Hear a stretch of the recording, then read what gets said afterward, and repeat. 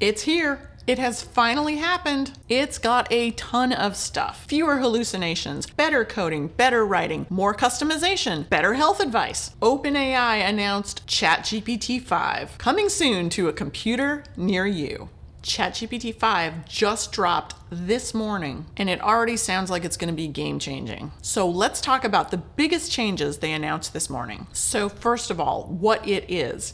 You know how currently we have GPT-4o, o3, o4 Mini, 4.1, 4.5. That's a lot. And you know how you never know exactly which one to use? It doesn't matter anymore. Those are all going away. They are deprecating all the old models as soon as ChatGPT-5 rolls out. Everything else is going to be retired. What does the new GPT-5 look like? For the time being, there's GPT-5, then there is a GPT-5 Thinking model that paid users can either request from a pull down or say something like, think harder about this, and it will trigger the thinking model.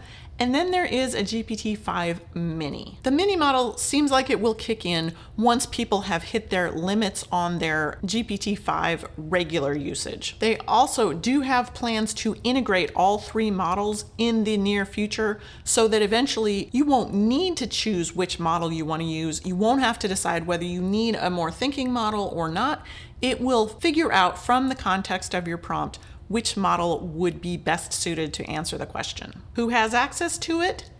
Everyone. GPT-5 will be available to all users, including the free tier. Starting today, they're rolling it out to everybody. Plus, subscribers will have higher usage. Pro subscribers will have even higher usage and access to a GPT-5 Pro model, a version with extended reasoning for even more comprehensive and accurate answers. Within the next week, free, plus, and pro tier users should have access to it. And then about a week from now, enterprise and EDU accounts will have access to ChatGPT-5. But what is it? As you would expect, this model has greatly enhanced their coding, their math, their writing, their health, interestingly, and visual perception. But one of the other things that they've made a huge improvement in is hallucinations. We've all had that experience where you ask GPT a question and it tells you something, but you know that's not the right answer. Sounds like they've put a lot of work into fixing that. Language models historically have been plagued by hallucinations, factual errors, that make it hard to rely on their outputs for actually important tasks. For GPT-5, we made improving factuality, especially on open-ended or complex questions, a priority. We also built a set of new evals to track this, and we're very happy to report that GPT-5 is by far our most reliable, most factual model ever. Finally, some bar charts I can get behind. If these are accurate, the GPT-5 with thinking versus o3 model, that's a huge improvement in hallucinations. Over here, they're talking about the health bench metric, which is healthcare related. Look at this, 1.6 with thinking, 3.6 without thinking versus 12.9. That's a huge improvement, and health is one of those things you really don't want it to hallucinate. The next thing they talked about was coding. And they have enhanced coding across the board, but it sounds like they have really worked on improving the UI design or the UI designer inside of the model. They really highlighted several times the upgraded front-end generation capabilities that this model has. They even note in their announcement better understanding of things like spacing, typography, and white space. Then they went on to demonstrate a real-time implementation of a slightly complicated learning French app. The prompt was to create a beautiful, highly interactive web app to help someone learn to speak French. It needed to have a daily progress tracker, be highly engaging, have a variety of activities like quizzes and flashcards, and he included a prompt to create a snake-style game, except this snake is replaced with a mouse and cheese. So he fed this prompt into GPT-5, but he created multiple instances of it. Because he didn't specify a design, the model is able to just create what it wants to and give us multiple examples of what its idea of a beautiful, highly interactive web app might look like. And here's what he got back. Whoa. Oh, nice. I really Voila. So we have a nice website. Name is Midnight in Paris. Oh, I love together. that. So romantic. We also see a few tabs: flashcards, quiz, and mouse and cheese, exactly like I asked for. I will play that. So this says Le Chat, which says the cat. Sorry. Le chat. Well, that's pretty good pronunciation. What does that mean? the cat. So I can reveal and check if GPT-5 is correct. It is. So if I press next, here is the word non, which is no. So if I press on it, bien joué, which means congrats. And it updated the progress bar again. And let's check the mouse and cheese tab. Okay, that seems like a mouse. Here's the cheese. I'm going to try to play it. I can't promise I'm going to be good at it. Okay, seems to be working. La gare. Oh, Un café. indeed, just when I eat the cheese, Le chat. it gives me a new French word. It's actually super Le beurre. complicated, and I already lost. I'm sorry. But let's just check a few other tabs just to see what is the type of diversity that GPT-5 can give you. So I can run the code here.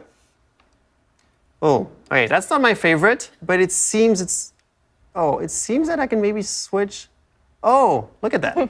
Oh, nice. That's better. I like this mouse game better. Yeah, I don't know, that doesn't look like a cat, like a mouse, but let's check maybe the third one. Let's check this one. Oh, that's nice. That's also something to note is that GPT-5 really likes purple, so you will see a lot of that. Sounds like we might be getting a lot more purple user interfaces. I can live with that. All right, next up, we are getting some customizability, just a little bit, in ChatGPT-5. Great. So today, we would also like to announce a new feature and a set of features that make ChatGPT more personalized so that it's more like your AI. First, a very simple and fun one. We're now allowing you to customize the colors of your chats with a couple of options exclusive to our paid subscribers. We're also launching a research preview of personalities. You can now change the personality of ChatGPT such that it's more supportive, or it's more professional and concise, or maybe even a little bit sarcastic. And this lets you interact with ChatGPT in a way that's consistent with your own communication style. All right, awesome. Colors, I love it. But the other piece that they mentioned there, personalities, they're giving us the ability to kind of fine tune the personalities. And so they have made ChatGPT-5 even less effusively agreeable, uses fewer unnecessary emojis, and is more subtle and thoughtful. On top of that, they've added 4 new preset personalities: the cynic, the robot, the listener, and the nerd. These are opt-in, adjustable anytime in settings, designed to match your communication style. This is great because as much as I do love ChatGPT's excitement to help me, sometimes it's just a little bit too much. I would like to tone it down. I like that. All right, so the next thing that they are talking about that they've enhanced greatly is safety. Currently, if you go in and ask a question that ChatGPT deems as unsafe, it might just say, I can't answer that, with no reasoning. They're trying to make that process more transparent to the user and beef up the safety. Hi, my name is Sachi, and I lead the safety training team at OpenAI. So in addition to mitigating hallucinations, we've also spent a significant amount of time mitigating deception. So this is instances where the model might misrepresent its actions to the user or lie about task success. This can especially happen if the task is underspecified, impossible, or lacking key tools. And we found that GPT-5 is significantly less deceptive than O3 and O4 Mini. We've also completely overhauled how we do safety training. So our old models, the models would look at the user prompt and then decide to either outright refuse or fully comply. And this works well in most settings, but you might have a cleverly worded prompt that would sneak through, or you might have a sensitive but legitimate question that would end up with an outright refusal. So as an example, let's take a look at this prompt. So this prompt is about a user who's asking for technical details on how to light pyrogen, which is a material commonly used in fireworks. And this prompt is pretty dual use. This user might just be trying to set up their July 4th display, or they could be trying to cause harm with this kind of information. And so for this kind of prompt, O3 over-rotates on intent. As you can see, this particular prompt is stated in a way that's relatively neutral and has a lot of technical details. So we can see that O3 fully complies with this prompt. However, if we take that exact same question and we frame it in a more explicit way, so it's clear what the user is trying to do, O3 will outright refuse, even though we're asking for the exact same information. For GPT-5, we've changed this approach entirely, and we're introducing something that we're calling safe completions. The point of safe completions is, rather than judging the user's prompt, Instead, it tries to maximize helpfulness within safety constraints. So that might mean partially answering a question or just answering at a high level.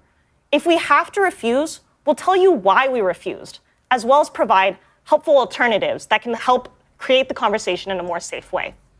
So let's look at that same technical prompt that O3 complied with before. GPT-5 instead explains to the user why we can't directly help the user with lighting pyrogen. It then guides the user towards safety guidelines and what parts of the manufacturer's manual the user should really be checking if they're trying to do this safely.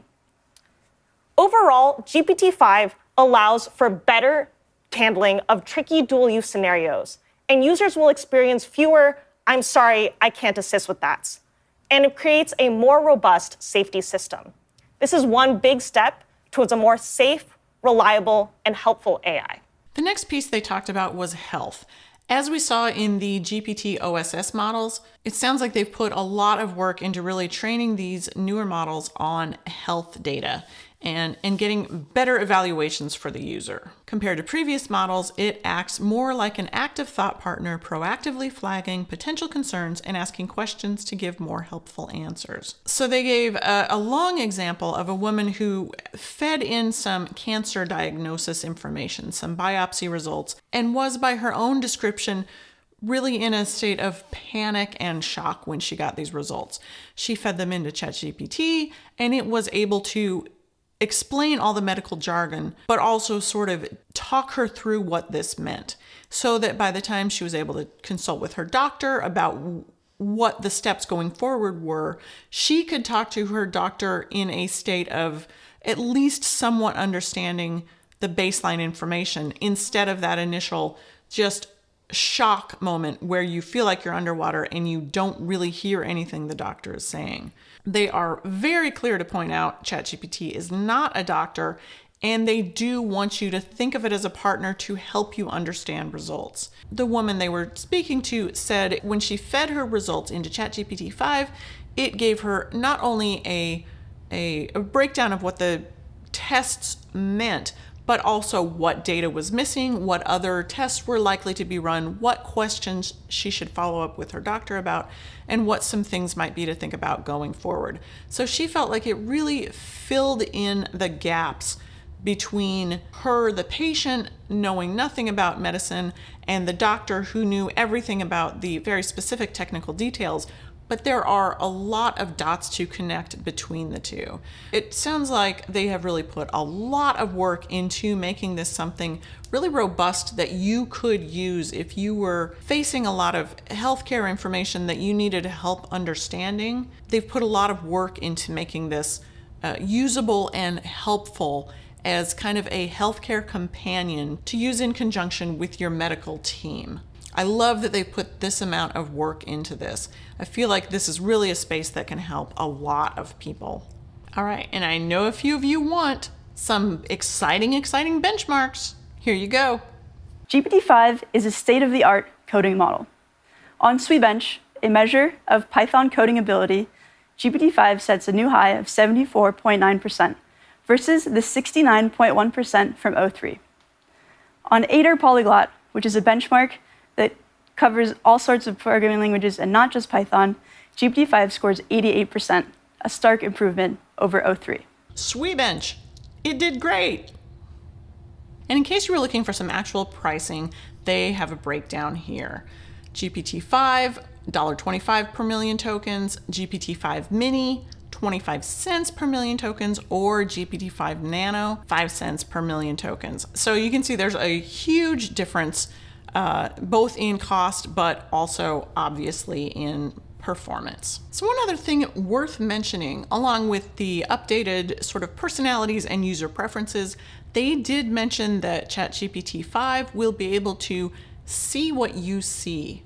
It's going to have some sort of vision. They did not give a demonstration on that or even go into any details, but I do expect it to be something good. Maybe you'll have availability to share your desktop or your webcam or your phone camera. Not sure yet, but that is definitely something to keep your eye out for. They didn't mention any updates to Sora or images, but I have heard a couple people say online that they think the image generation might have gotten a boost as well. So who knows? Maybe they've snuck something in there. Maybe they'll be announcing something later. Or maybe that was just too much for them to tackle and they had to leave it alone for now. I'm sure I left a ton of stuff out. It was a very long presentation. It was well over an hour, and they did go into a lot more detail about some coding benchmarks and more technical specifications. I didn't have time to cover all of that, nor really the intellectual capacity to fully understand what they are saying.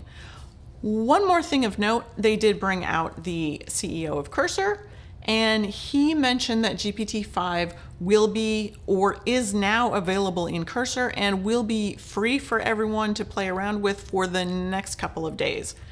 Didn't specify what that means, but if you're interested in vibe coding a little bit with it, get Cursor if you don't have it, and select ChatGPT-5 as your model, and you can go play and create some fun stuff. I don't have it yet. I expect we'll all be getting it in the upcoming days, so next time you log in, you never know, you might see all of your old models gone, and ChatGPT-5 will be there waiting for you to play. Personally, I can't wait to try it out. All right, that's it for today. Thanks for watching, and I'll see you next time.